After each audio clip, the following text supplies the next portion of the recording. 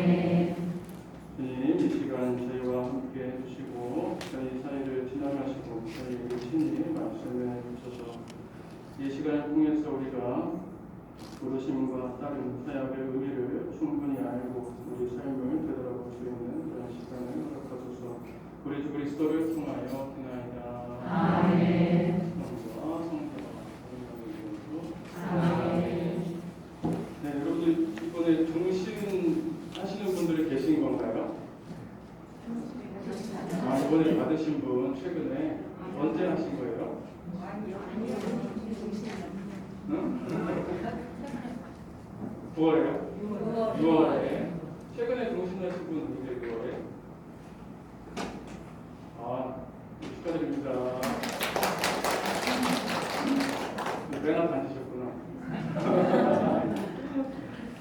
네, 저는 아까 봉사자님께서 소개해 주신 대로 박명진 요셉 수사고요. 지금 대구 있는 월배 수도원에서 생활하고 있습니다. 영적보조 수사님이신 요셉 코브리턴 수사님이 이번에 종신자 피정하는데 이렇게 강의를 서약에 대해서 좀 이렇게 말씀해달라고 하셔가지고 준비를 해서 올라왔습니다. 여러분들 제소 프란치스코의 지침서 다들 갖고 계시고 이렇게 자주 보시죠, 그죠?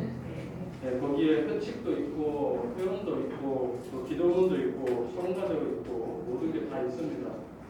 네, 그 중에 제소 프란치스코 예전서가 있죠, 네, 거기 보시면은 입회 예절, 서약 예절이 있고 그것에 대해서 그 성격 그리고 그 방식에 대해서 설명해 놓았는데 그 서원에 보면 이렇게 설명이 있습니다. 제가 읽어드릴게요. 예절서 서원 1항에 있는 글입니다. 많은 기혼자와 독신 남녀들 그리고 제속 사제들이 하느님의 부르심을 받아 복음적 완독의 생활을 추구함에 있어서 아시시의 성 프란치스코를 모범 삼아 그의 카리스마에 참여하여 이 세상에서 실현하고자 제소 프란치스코에 입회한다.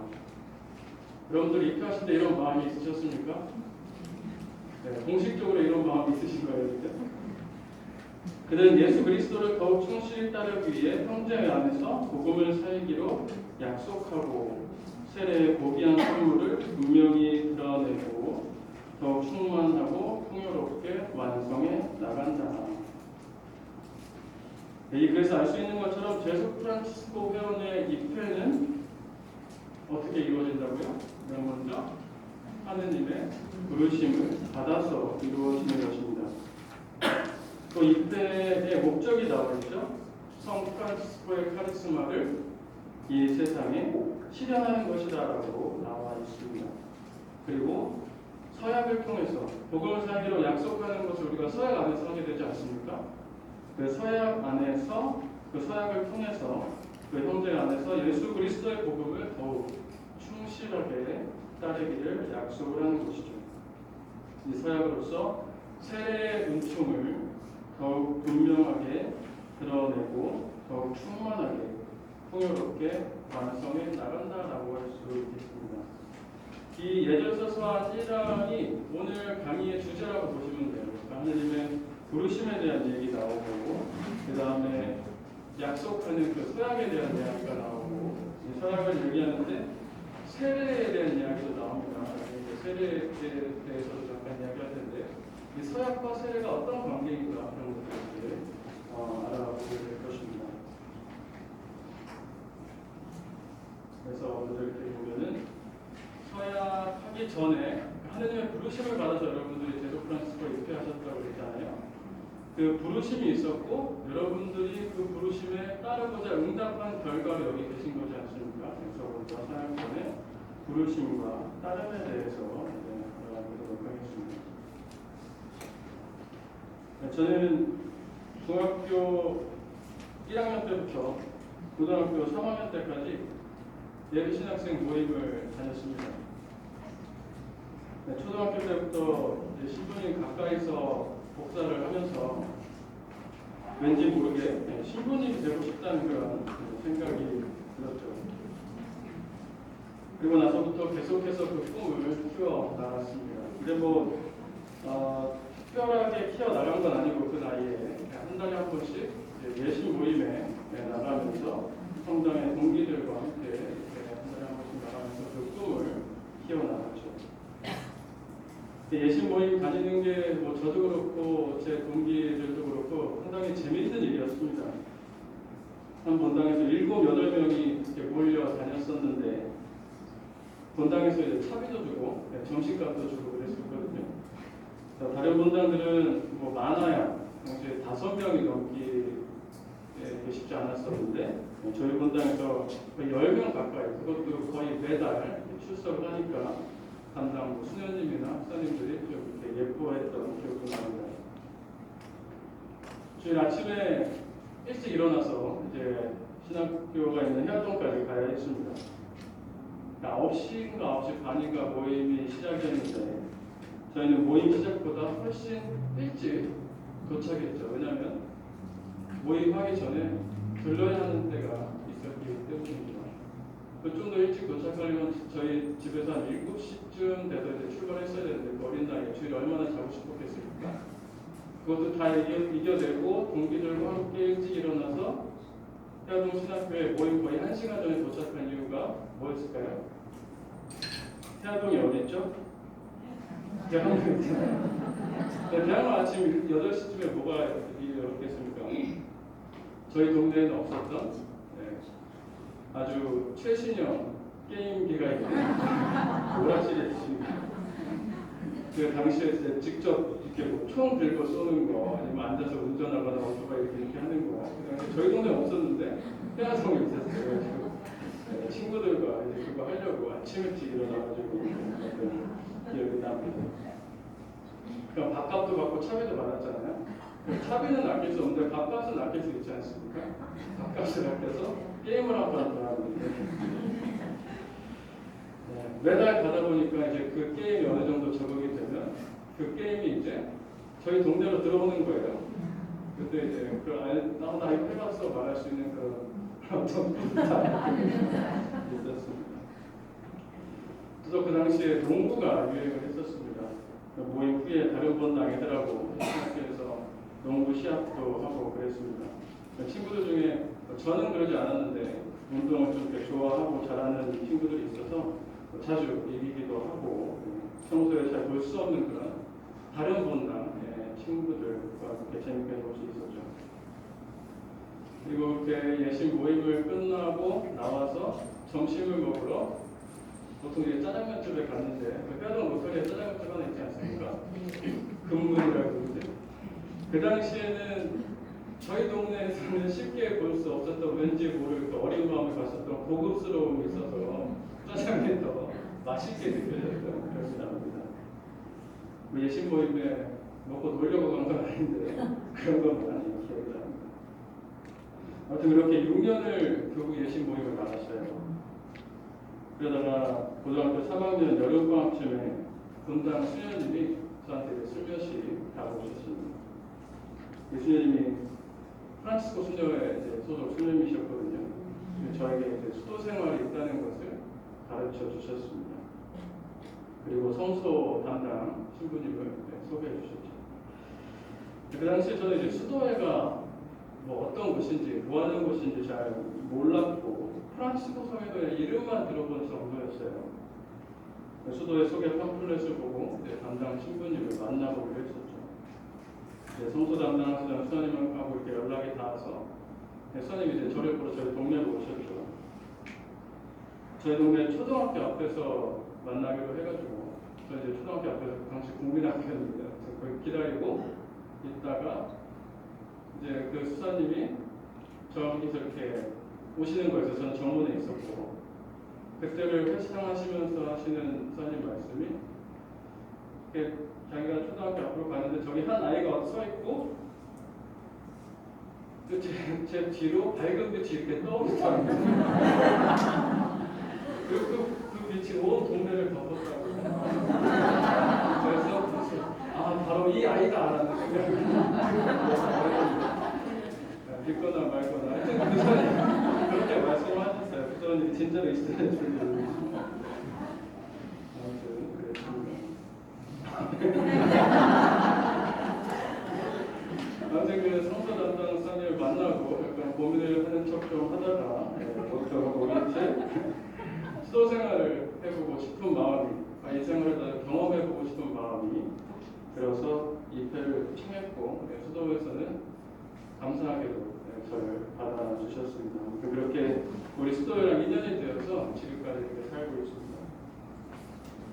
수도원 안에는 다양한 동기를 가지고 들어온 수장들이 살고 계시죠. 다양한 부르심으로 수도원에 들어오신 수장들이 있습니다.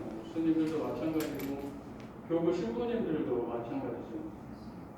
마음에서 그 하느님의 부르심을 느끼고 또 식별하고 행동하는 사람들입니다. 성소 부르심은 주님께서 개인에게 주신 개인적인 부르심, 개개인을 향한 그 거룩한 부르심을 말하는 것이죠.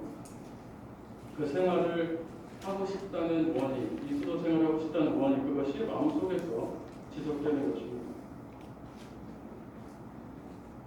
그런데 비단 성직자, 수도자만이 이 거룩한 부르심을 받는 사람들이 아니라는 것이죠. 우리 모두 다 주님의 부르심을 받으면서 살아갑니다. 여러분들도 주님의 그 부르심을 받았기 때문에 여러분들 각자 입회하신 그 동기가 있을 거예요. 어떤 그런 부르심이 있으셨고 그것에 응답하셨기 때문에 지금 여러분들 이 자리에 앉아 계신 것이죠.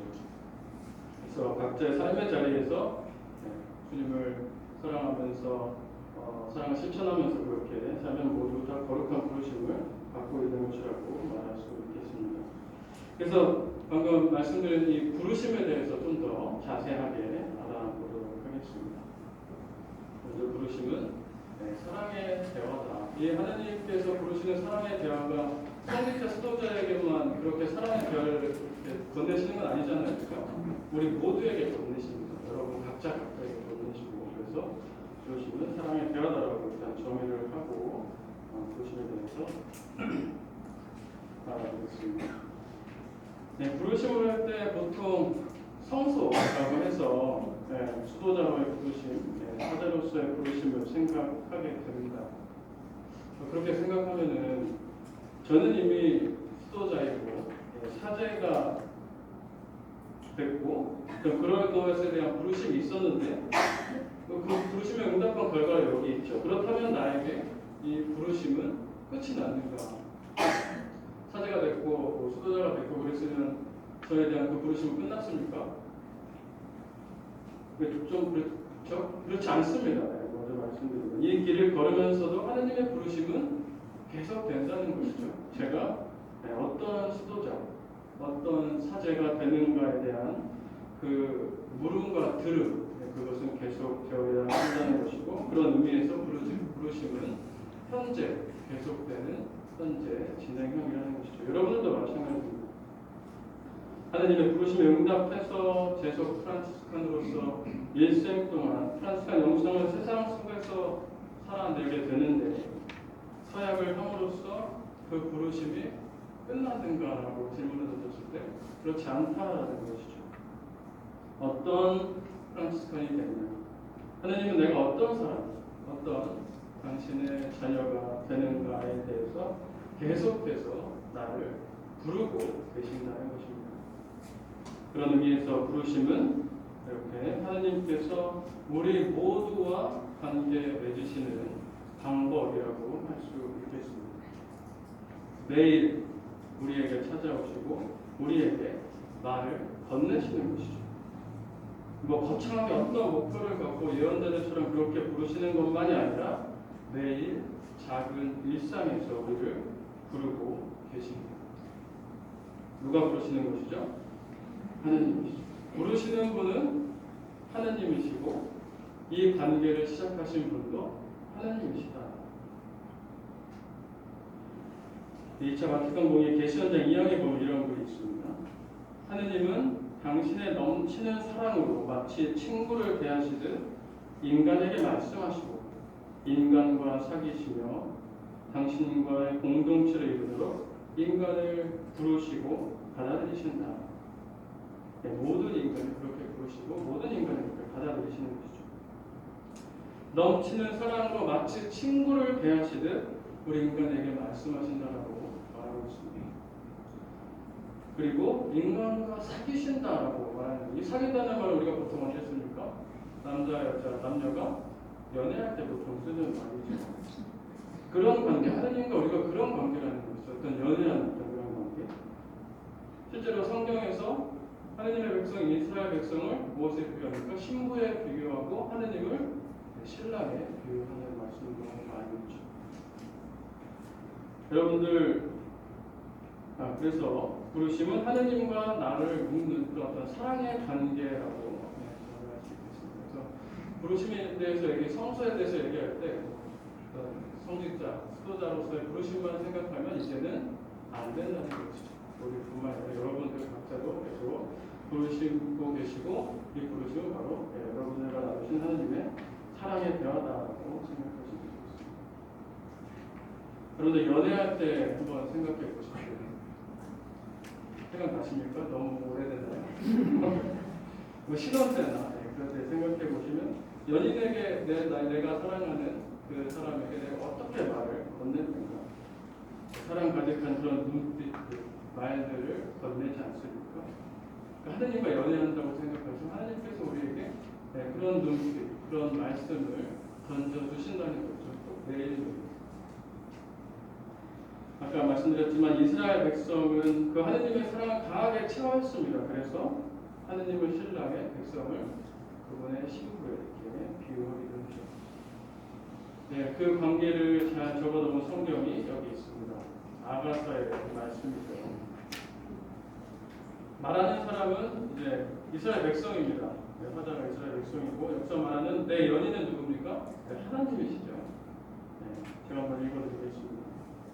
같이 읽으면 좋은데 코로나라서 제가 내 연인은 나에게 속삭이며 말했지요. 나의 애인이여 일어나오. 나의 아름다운 여인이여 이리 와줘. 자, 이제 겨울은 지나고 장마는 그쳤다고. 땅에는 꽃이 모습을 드러내고 노래의 계절이 다가왔다고. 우리 땅에서는 비둘기 소리가 들려온다고.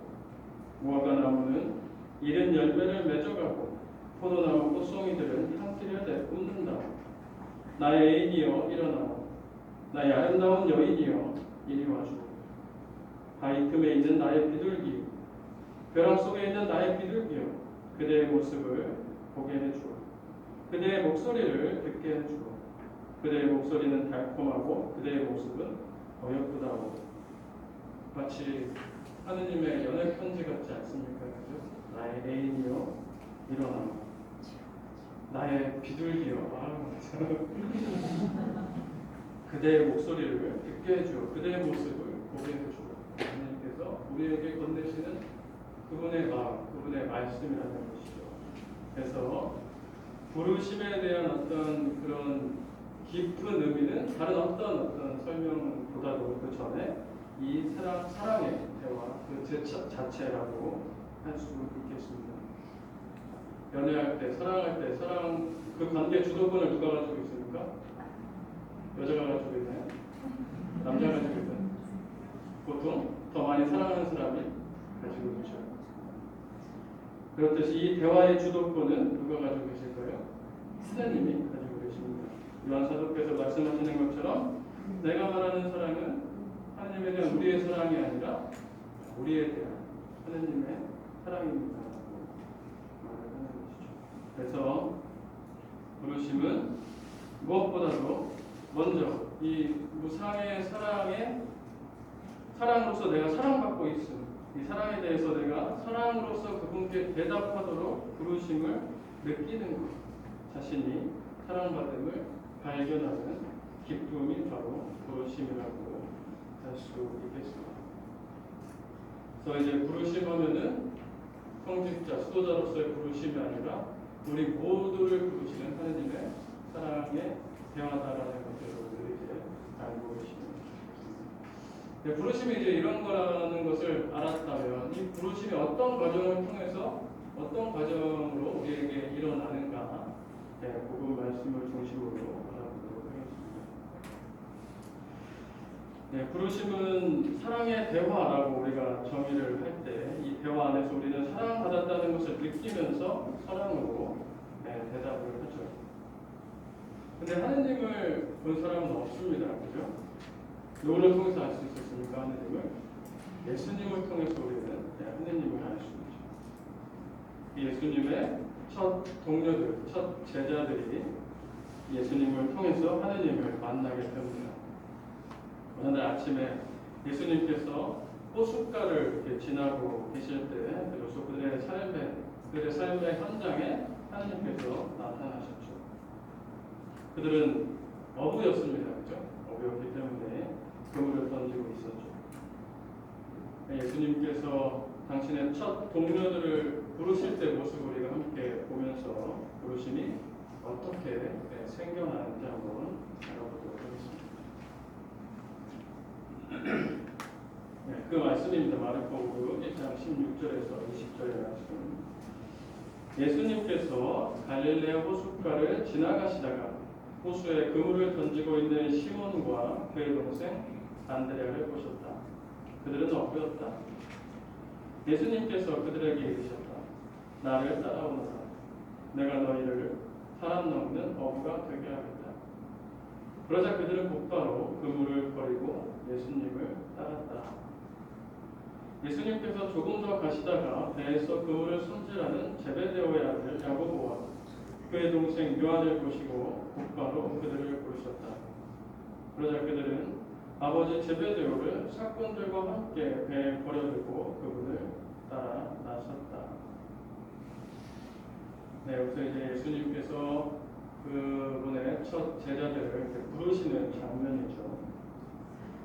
예수님께서 누군가를 부르실 때 제일 먼저 하신 행동이 무엇이었습니까? 여기 써 있는데 뭘 제일 먼저 하셨죠? 네? 나를 따르라. 그거는 거의 마지막에 하신 거예요. 네, 첫 줄에 있습니다. 갈릴레아 호숫가를 지나가셨어요. 지나가신 거를 제일 먼저 하셨어요. 예수님께서 지나가십니다. 예수님께서 걷고 계세요. 그걸 한번 이렇게 상상해 보십시오. 예수님께서 지나시는 이 모습, 예수님은 하느님이시지 않습니까? 구약의 하느님께서 지나가시는 것을 우리가 생각이 나게 하죠. 에덴 동산에서 인간을 마주하시면서 정원을 거니시는 그런 모습이 생각나기도 하고, 구약의 백성들과 함께 광야를 하느님께서 지나가시는 그런 모습이 생각나기도 합니다. 구약에서는 특히 하느님께서 말씀으로 그들 백성 사이를 지나가셨죠. 그렇죠? 이제 그 말씀이 육화되셔서 사람이 되셔서 인간 사이를 지나가고 계신다는 것입니다. 그 말씀이 우리 가운데 내려오셔서 우리 역사 안에서 지나가고 계신 것이죠. 하느님께서 우리 인류 안으로 들어오셨습니다. 제가 여러분들 사이를 지나가면 어떻게 됩니까? 뭐 그냥 끝이고요. 아무 일도 일어나지 않습니다. 그런데 이 육화되신 말씀께서 우리 사이를 지나가시면 뭔가 제가 가는 것과는 다른 특별한 일이 생긴다는 것이죠. 예수님은 우연히 우리 사이를 지나가시지 않습니다. 목적을 가지고 지나가신데 그 목적이 바로 그 사람들을 만나기 위해서라는 것이죠. 그들을 부르시기 위해서, 즉 그들과 사랑의 대화를 나누기 위해서 그 사이를 지나가고 계신다는 것입니다. 지금 여기 우리 사이를 어디 이렇게 지나가고 계실지도 몰라요. 근데 지나가셨는데 어디를 지나가셨습니까? 이 복음에서 갈릴레아 호숫가를 지나가셨잖아요. 이 갈릴레아 호숫가는 예수님께서 그분의 첫 제자들을 만나는 아주 중요한 장소죠. 예수님께서 그분의 제자들을 부르기 위해서 갈릴레아 호숫가를 지나가셨는데 이 갈릴레아 호숫가는 어부들이 고기를 잡는 곳이었습니다. 즉 그들의 매일의 삶의 자리였다는 것이죠. 거기서 예수님은 그들을 만나셨고 그들은 예수님을 만났습니다. 그래서 예수님께서 우리 일상의 삶의 자리를 지나가신다는 것이죠. 예수님께서 지나가시는 곳은 특별한 곳이 아니라 우리의 일상의 자리라는 것을 알 수 있습니다. 어떤 특별한 자리나 특별한 순간이 아니죠. 평상시 우리 삶의 자리. 우리가 길을 걷고 있을 때, 혹은 일을 하거나 운동 중에도 예수님께서 우리 사이를 지나가실 수 있다는 것입니다. 미사할 때뿐만 아니라 기도할 때뿐만 아니라 우리 일상의 자리에서도 예수님은 지나가십니다.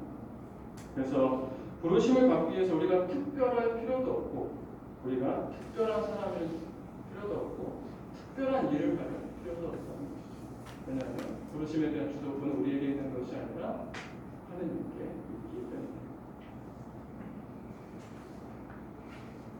예수님께서 이렇게 지나가셨습니다. 일상의 삶의 자리를. 그 다음에 하신 것이 무엇이죠? 뭐 나온 것 같은데. 보셨죠? 그죠? 나를 따라 이제 안 나옵니다. 그죠? 보셨다. 맞습니다.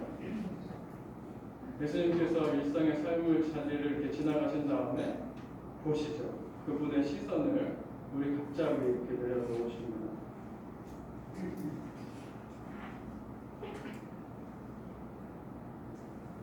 이 예수님의 시선, 하느님으로서 그 영원부터 이미 나를 알고 계시는 분의 시선인 것이죠. 나를 바라보시면서 나를 알아보시고 내가 누구인지를, 내가 어떤 사람인지를 이미 벌써 아시는 그런 시선입니다. 제가 예신하면서 오락실에서 게임하고 있을 때도 또 농구하고 있을 때도 하느님께서 그 사이를 지나고 계셨던 거예요. 그죠? 그 사이를 지나가시면서 저라는 그 꼬마 아이를 보고 계셨던 거죠. 그때부터 계속해서 저에게 말을 건네신 것이고 제 마음을 톡톡 건드려주신 것이죠. 그런 일상의 삶을 지나시면서 우리를 보고 계신다는 것입니다. 그런 눈으로 이 어부들을 바라보신 것이죠. 보셨다라는 말씀입니다. 자, 여러분들을 보면 어떻게 됩니까? 아무것도 몰라요. 그냥 여러분들 보고 있는 거예요. 서울지구 기안대 형제회, 제도프란시스코의 형제 자매님들이 지나는 것까지만 알죠. 근데 예수님의 바라보는 다릅니다. 예수님 누군가를 바라보실 때 사랑의 눈으로 바라보시고 그 내면을 바라보십니다. 우리 삶의 자리를 지나가시면서 우리의 내면을 바라보시죠. 구체적인 사람을 바라보십니다. 그래서 성경 그들의 이름을 기록하고 있죠. 시몬과 안드레아, 제베데의 아들 야고보와 요한. 단순하게 어부들을 바라보신 것이 아니라 그들의 구체적인 인격, 그들의 역사와 인격을 바라보신 것입니다. 어부가 아니라 시몬과 안드레아를 바라보신 것이죠. 그의 내면을 관통해서 이렇게 보시기 때문에 그를 완전히 아시는 그런 시선입니다. 예수님께서는 여러분들을 그렇게 바라보시고 여러분 한 분 한 분을 그렇게 알고 계십니다. 여러분들의 역사와 인격을 알고 계십니다. 우리가 예수님을 몰랐어도 예수님은 이미 우리를 알고 계셨죠. 그렇게 우리를 바라보시고 이렇게 우리를 아신 후에 그 다음에 비로소 말씀하십니다. 나를 따라오너라. 이 나를 따라오라는 그 예수님의 말씀이 따름이 생겨나게 합니다. 4명이 이 부분 말씀에서 예수님을 따랐는데 사람이 다르고 장소가 달랐지만 예수님께서 한마디 하시죠. 따라오라. 부르셨다. 구약에서 하나님께서 말씀하시니 그대로 되었죠. 생겨나시니 생겼고 그 말씀이 따라오너라라고 말한 것이고 그대로 된 것입니다. 그런데 이 초대의 말씀에는 그걸로 끝나는 것이 아니라 우리 편에 응답이 필요한 것이죠. 그것이 바로 따르는 행위라고 할 수 있겠습니다. 그들은 자기들의 의지로 모든 것을 버리고 예수님을 따라갔습니다. 그것이 부르심에 대한 이 어부들의 응답이었던 것이죠. 이들의 일은 어부였습니다. 아까 잠깐 말씀드렸지만 이 일상의 삶의 그들이 하는 일이었죠. 일은 그 일하는 사람의 정체성을 말해주곤 합니다. 꼭 그런 것은 아니지만 내가 무슨 일을 하는가가 나의 정체성을 말해주는 경우가 많이 있죠. 부르심을 받은 사람들은 어부였지만 그들은 그물을 버렸습니다. 즉 이전에 그들의 세상, 그들의 관심을 놓았다고 말할 수 있을 것이죠. 단순히 그물을 놓은 것이 아니라 그물 이상을 놓았습니다. 이제 그들은 더 이상 단순한 어부가 아니라 사람 낚는 어부로 변화되었습니다.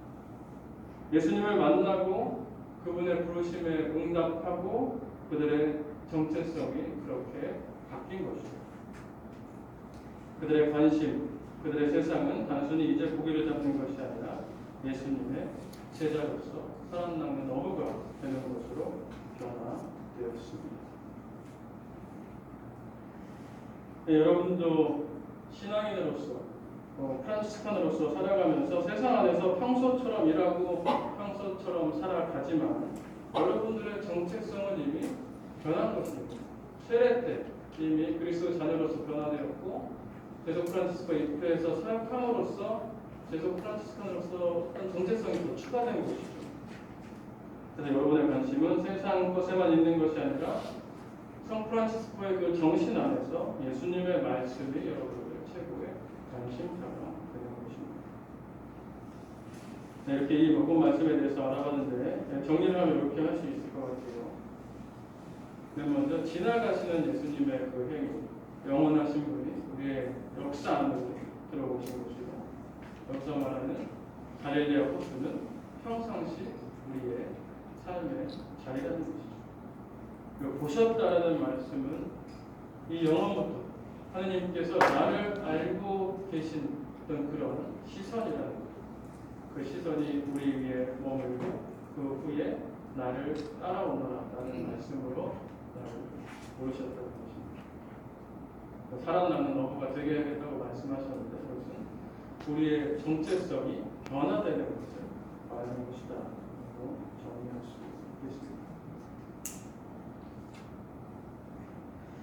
예수님께서 우리를 바라보시고 사랑하시면서 당신을 따르도록 우리를 부르십니다. 예수님께서 호숫가에서 당신의 제자들에게 나를 따르라고 하신 말씀은 모든 사람에게 향해서 계속됩니다. 그리고 지금 나에게, 우리에게도 계속되고 있습니다. 여러분들은 제속 프란치스칸으로서 부르심을 받았고 그것에 응답했기에 지금 여기 계신 것이죠.